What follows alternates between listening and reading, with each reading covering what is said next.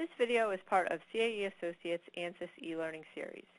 CAE Associates is an engineering consulting firm in Middlebury, Connecticut, specializing in finite element analysis and computational fluid dynamics. We have been an ANSYS channel partner since 1985 and have developed our ANSYS e-learning series to help you maximize your software investment. Please visit our website, which includes an extensive resource library with over 250 items and counting in an easily searchable area. We also invite you to visit our Engineering Advantage blog, where we share insights from our many years of performing engineering analysis. CAE Associates also offers an extensive schedule of ANSYS courses taught at our Middlebury office. If you need help deciding on the best courses to take for your application, visit our CAE University page. The complete library of e-learning recordings is available for viewing in our resource library and also on our YouTube channel at youtube.com/CAEAI. All right, good afternoon. My name is Mike Huron, and welcome to the latest in CAE Associates e-learning series. Today we're going to be talking about conjugate heat transfer using ANSYS CFD. Our agenda for today, first we're going to talk about what is conjugate heat transfer. So, what is the reason we're here today? What are we going to be talking about? And then we're going to talk about some geometry and mesh concerns for conjugate heat transfer simulations. Next, we'll talk about setting up a conjugate heat transfer model and solving it. And finally, we'll talk about post-processing conjugate heat transfer results. Now, if at any point you have any questions or concerns, please try to submit them to the Q&A or chat windows. We have both of those going, and I'll try to address anything time permitting at the end of the webinar. Okay, so what is conjugate heat transfer? Conjugate heat transfer is the coupled solution of conduction in solids and convection in the surrounding adjacent fluids. So we're going to be solving the Navier-Stokes equations in the fluid domain, and we're going to be solving the heat conduction equation in the solid domain. And at the interface, so where the solid meets the fluid, we're going to solve for the temperature and heat transfer coefficients, and they're going to be determined by the local energy balance. So we don't have to assume or make any assumptions regarding the heat transfer coefficient. That's going to be an outcome of the solution. It'll be dependent on the flow, and it'll be solved for during the run. And the outcome, the overall outcome of a conjugate heat transfer analysis is the temperature distribution through the solid and the fluid, and insight into the cooling or heating characteristics and efficiency of our flow field. Now, where do we see these types of analyses or devices? One example is electronics cooling, and that's what we'll be using in our demonstration today. But we also see them in turbo machinery. A particularly hot topic now is data center cooling and HVAC, and things like automotive underhood cooling, and many other topics and other devices as well. So not just limited to these, we see these in a lot of different industries. Okay, so what we're going to do now is go through a step-by-step procedure for performing conjugate heat transfer analysis. Now, I'm going to use in the demonstration a PCB that has some heat dissipating components, and it's going to be in a natural convection environment. But the key steps that we're going to go through to perform the analysis are also applicable to other conjugate heat transfer analyses for other devices. So, the main ideas here that we're going to talk about can be applied to whatever device it is you're analyzing. So the first step is the geometry. Now, in any CFD analysis, we're going to want to extract our flow domain. And we're not going to cover that too much here, but again, it is important, an important step in any analysis. And I encourage you, if you haven't already, to take a look at our previous e-learning seminar on building flow domains. And you can download that on our website and have a look at what we talked about there. Now, the key difference in a conjugate heat transfer analysis is that we want to make sure that we keep the solid bodies. So we're going to need to mesh those and include them in the analysis. So rather than extruding the flow domain and then suppressing the solids, we want to make sure we keep them. A second key thing to keep in mind is that we're going to have different domains that are going to need to interface with each other. So we're going to have multiple solid domains. We're going to have the solid domain interfacing with the fluid domain. And we're going to make sure that anywhere where those two domains meet, that we have a nice topology that represents the interface. So for instance, on the board, where we have the chips and the heat sink, etc., sitting on top of the board, we want to make sure there's a face on the board that matches exactly the outline of the heat sink. So when we set up our interface, that's the two faces that are going to be used. So the one face on the board and the one face on the bottom of the heat sink. Now there's two ways to do this in Design Modeler. The first is using a body operation. We're going to make sure that the board, in this case, would be unfrozen, so set to an active body. And then we're going to use the body operation imprint, and then use anything that's lying on the board to imprint those faces on top of the board. Now another method to do this, in a slightly easier way, is to form all the solid bodies into a part and set the shared topology method to imprints. And this will do the same thing in a more automated fashion. So I encourage you to try those out. Once our geometry is set up and we've imprinted our faces, the next step is going to be to generate a mesh.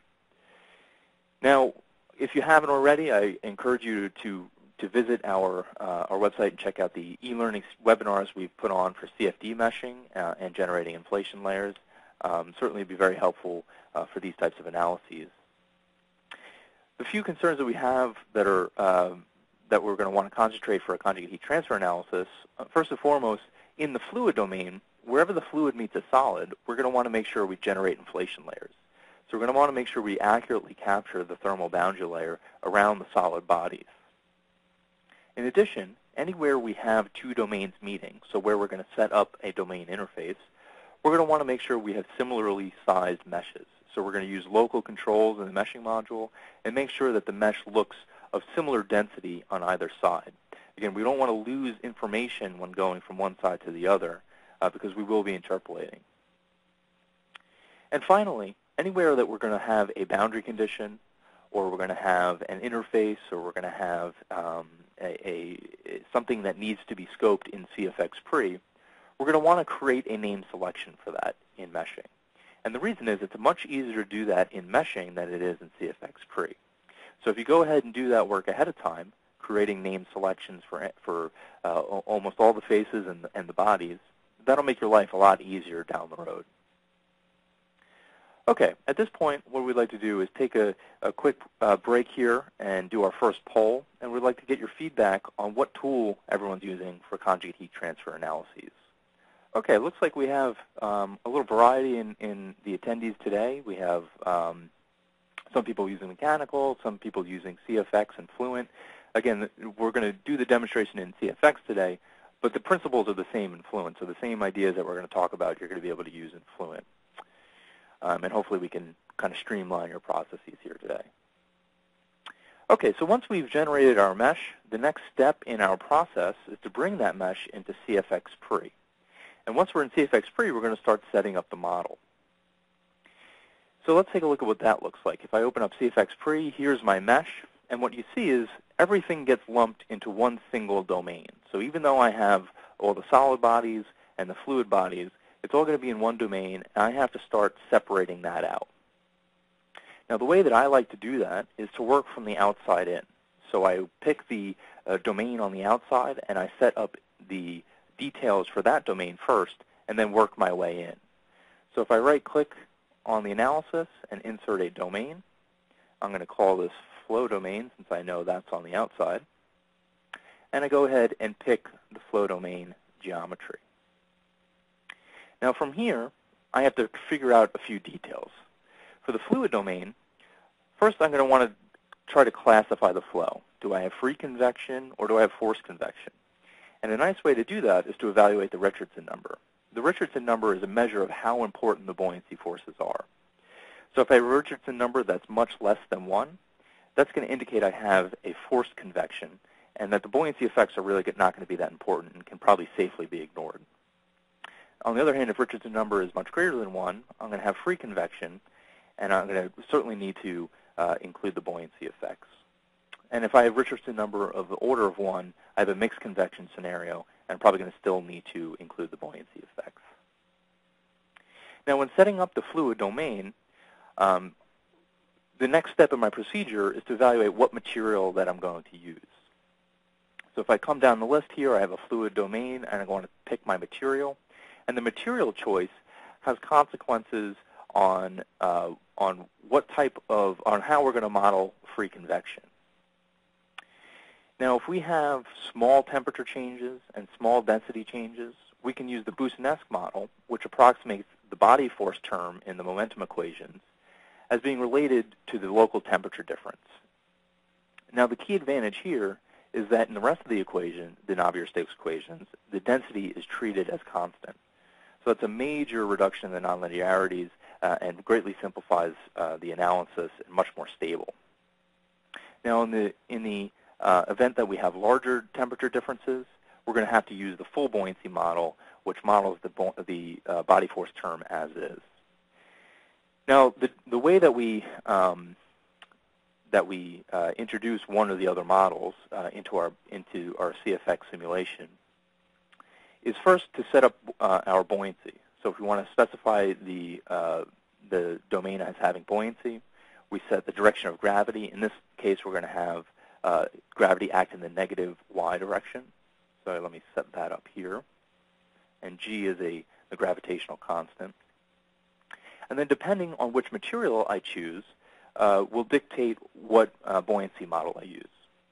So air at 25C represents a constant density material. And in that case, if I choose that material, I'm going to be using the Buoyancy hypothesis for buoyancy. On the other hand, if I pick a material that has density as a function of pressure and temperature, or a compressible material, then I'll be using the full buoyancy model, so something like the ideal gas law. Now, in this case, I'm going to use the Buoyancy approximation and set the buoyancy reference temperature at 25C, which is my ambient temperature. Now, another thing to consider here is the speed of the flow. If you have a low-speed flow, and let's say you don't have natural convection, let's say Mach number less than 0.3, then it's okay to use an incompressible or constant density material.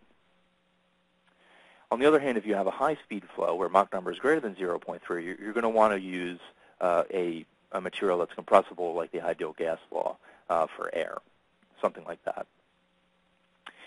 Okay, the next step in our process, once we've set up the basic settings on the Basic Settings tab, is to move on to the Fluid Models tab. And we're going to have to choose the energy equation that we're going to solve.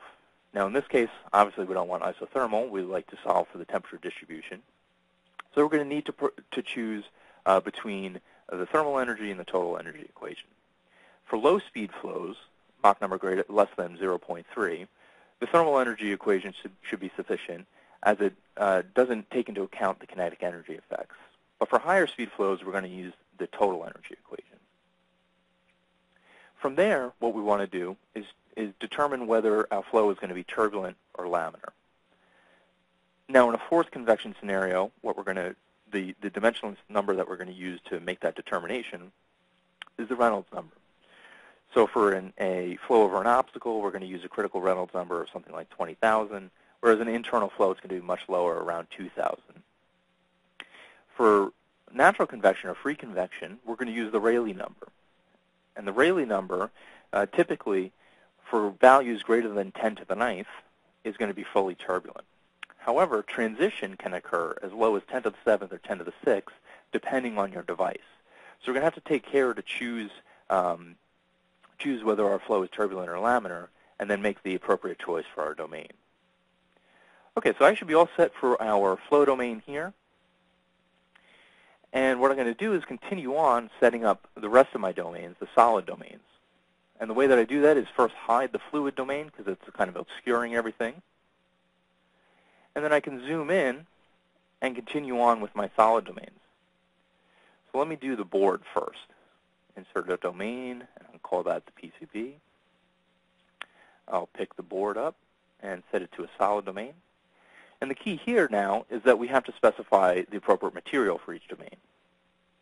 Now in CFX, I have a subset of materials that are automatically listed. But in this case, the materials here don't really fit the material I'm looking for. So I can either create my own, or I can go ahead and take a look in a built-in library and import that library data, where CFX has a number of different common conjugate heat transfer solid material properties that I can import. So here what I want to choose is the glass plate material, which kind of represents FR4. I'm going to go ahead and import that and set the material appropriately. And the only other thing I want to ensure here is that the heat transfer is indeed set to thermal energy to make sure I'm solving the conduction equation, and then I should be all set. Now what you see is, actually, let me do one more domain. I'll do the heat sink real quick so I can show you how the interfaces get generated. So I'm going to set the heat sink to be aluminum. And so now you see I have my default domain, which is the remainder of the lumped domains that I still need to specify. I have the flow domain on the outside. I have the heat sink and the PCB specified. And as I've been generating these domains, CFX is automatically detecting any interfaces. So I have the default solid-solid interface, which at this point is only going to be between the board and the heat sink. And then elsewhere, I have the fluid-solid interface. So anywhere where I'm interfacing between, let's say, the heat sink and the board and the fluid that's existing. So these are automatically getting generated. But with any automatic tool like this, we're going to want to make sure that we go ahead and verify that the interfaces are being accurately captured. So are the correct surfaces being detected? And if we take a look at a model I've already set up, what we can see is I have the correct default fluid-solid interface and the solid-solid interface, which captures everything that gets attached from the board to the components on top of the board. Now, one last thing I can do for the interfaces, let's say, for instance, between two solids, I wanted to include a contact resistance. Well, in the details of the interface, on the Additional Interface Models tab, I can specify an interface model that has a thermal contact resistance, and then I can specify whatever that resistance value would be, and that'd be included in the analysis. So a useful little tip there that you can take advantage of for your simulations. Now, the next step in our procedure here is to set up the boundary conditions. Now, in this case, I have the board just sitting in open air. So my external fluid domain boundary conditions are just going to be something to approximate the ambient condition. So if I look at my flow domain, I've picked the outer surfaces of the flow domain and set that to an opening. So the opening is going to allow flow to go in or out, depending on what it wants to do locally. And the pressure and temperature are going to represent my ambient conditions. So it's going to be a zero gauge pressure and an opening temperature of 25 degrees C. So that's going to be my external ambient condition. Now, in this specific case, I don't have any velocity inlets or mass flow inlets, but if you had a forced convection case, you could certainly include the appropriate conditions there. Now, for the board, what I have is some heat dissipating components. So, for example, these chips or the transformer are all dissipating some amount of heat. Now, in order to do that, in order to add a volumetric heat generation rate, what I want to do is insert a subdomain. So if I right-click on the transformer domain and say insert a subdomain, we'll keep it at subdomain 3 for now, and pick the location, what that allows me to do is specify an energy source. So I can specify that source as a watts or per cubic meter, or a total source, which would be watts. Now, I've already done that, so you can see in subdomain 2 here, I have the source set up as a total source dissipating the given amount of heat. I've done the same thing for the chips, set up a subdomain that's going to dissipate some heat, and that's going to do it for the boundary conditions for this natural convection flow. Again, you can include other types of boundary conditions. Let's say if you had a particular face that was at a fixed temperature or a known heat flux, you can certainly include that type of boundary condition. If it's for instance, if it's a wall with a fixed temperature, I can choose the locator and then set the temperature or the heat flux to be a specific value. But in this case, we should be all set for the simulation. as far as the boundary conditions go. The next step in our procedure is to set up the numerical parameters. So if I go down to the solver control section, what I'm going to be able to set here is my numerical parameters for the discretization schemes, as well as the number of iterations and convergence control. Now, typically, I like to set the number of iterations to be a sufficiently large number. I think the default is 100. I like to set that to either 500 or 1,000. This way, it doesn't stop before converging, even though typically it should converge in a small amount of iterations. Now, the key to a conjugate heat transfer analysis is, even though this is steady state, we have two timescale controls. We have a fluid timescale control and a solid timescale factor. Now, we can set these to different values because we're not concerned about the time accuracy. These are just going to allow us to march towards that steady state solution. And typically what I do is set the fluid timescale control, timescale factor to a value of 10 to begin with to see how that works out. And I'll always set the solid timescale factor to at least an order of magnitude higher. The reason being is the solid timescales are typically much longer than the convective timescales, and we can get away with, or we can, the solution will still be stable with a much larger timescale factor. So we can get to that end solution much more quickly with a larger timescale factor. And this is certainly applicable to a conjugate heat transfer analysis where we have the conduction in solids. Finally, we're going to set our convergence criteria, and for now I'm just going to keep the default 1 to the -4, although I may want to come back and tighten that up later. Now, the last thing that I want to do before going on to solve is to set the output control. And what I like to do is set up some monitor points so that I can monitor the solution during runtime. Now, what I've set up here are two expressions to monitor the temperature in the heatsink and in the transformer. And the way that you do that is just to add a new monitor, and I'll create one for the chips and create an expression. And this can either reference an existing expression, like I've done for the other monitor points where I have an average temperature, or you can just type the expression right into this box here. So this would represent the volume average temperature of the chips, and so I can monitor that as the solution progresses. Okay, at this point what I'd like to do is stop for our second poll and get your feedback on which step of your conjugate heat transfer analysis usually takes you the longest. Okay, so it looks like a lot of us are spending time in setting up our analyses and also meshing and geometry import. And certainly that's about typical, but hopefully our e-learning seminars can help streamline your processes. Okay, so our next step, once we've set up our model, is to generate a solution. So we come back to the project page here and just right-click and edit on solution. That'll bring up the solver manager. Let me bring that over to my shared screen here. And here we can set up our different run settings. So we're going to be able to specify whether we want to do a serial run or a parallel run.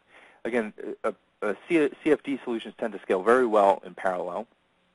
And while they require extra licenses, an HPC license, it's a very powerful tool to increase your solution speed.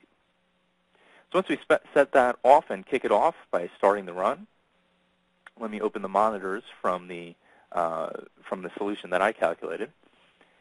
And what we can do is monitor a number of different things here. So we have our monitor screen with the residuals as well as the output file. And what I like to do is keep an eye on not only the residuals and how they're decreasing, want to make sure they're monotonically decreasing, but also the user points that I set up. So you can see at my final solution, the heatsink temperature and transformer temperature are really no longer changing all that much. So we don't have too much variability, and that gives me a good indication that my solution is converged. Now, another thing that I like to monitor are the domain imbalances. So I want to make sure that since we're solving the conservation equations in our fluid and solid domains, that the variables that we're solving for are in fact being conserved. So I'm not creating energy artificially. I have a small imbalance. So I like to to monitor that, because when solid domains are included in the analysis, it may take longer for the heat imbalance to tend towards zero than for the residuals to meet my given or my chosen convergence criteria. And it's important to ensure that those imbalances are small. So that's why I like to monitor them. I like to check that information out in the output file. And also sometimes I like to use a conservation target as an additional convergence criteria. So if we take a look here at the residuals, you can see when the residuals cross 10 to the minus 4, somewhere around time step 45, if I take a look at the temperatures, my temperature is still about 3 degrees C from my final temperature, at least in the transformer. So I'm not fully converged yet. And in addition, the imbalances, my max imbalance is roughly 4%. So I'd like to really get that down to less than 1%, as you see I have when the solutions fully converge. So by monitoring not only the residuals, but also some integrated quantities and the imbalances, I get a much clearer picture of whether my solution is converged or not. Okay, after I do get my converged solution, I want to bring that information into CFD Post and take a look at my results. So the first thing I'm probably going to want to do is take a look at my temperature distribution. So I can insert a contour plot, and I'm going to select the fluid-solid interface and plot up the temperature. And I get pretty much exactly what I would expect. I get a hot regions in where I have my heat dissipation, so around the chips and the transformer. The heat sink is much cooler because that's helping to draw the heat away or out of the board. And so everything looks physically reasonable. Now, some other things that I like to check or investigate, the next thing up is probably let me take a look at the flow distribution. So what I have here, I've plotted up some streamlines.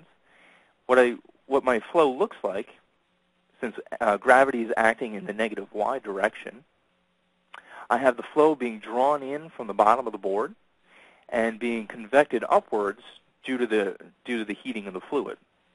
So it's drawn around the transformer and the chips and the heat through the heat sink and convected upwards into the wake region. So you can see that I have a hot area right behind the transformer, right where the chips are, that really are not being sufficiently cooled. So maybe I want to evaluate this device and say maybe I can move my big flow blocking object, the transformer, or maybe move the chips back so that they could be cooled by the flow more effectively. And one last thing that I'd like to check out is maybe I have some criteria for maximum temperature, and I want to see if anything exceeds that temperature. So if I insert a volume and set the method to isovolume, I can create an isovolume based on a temperature.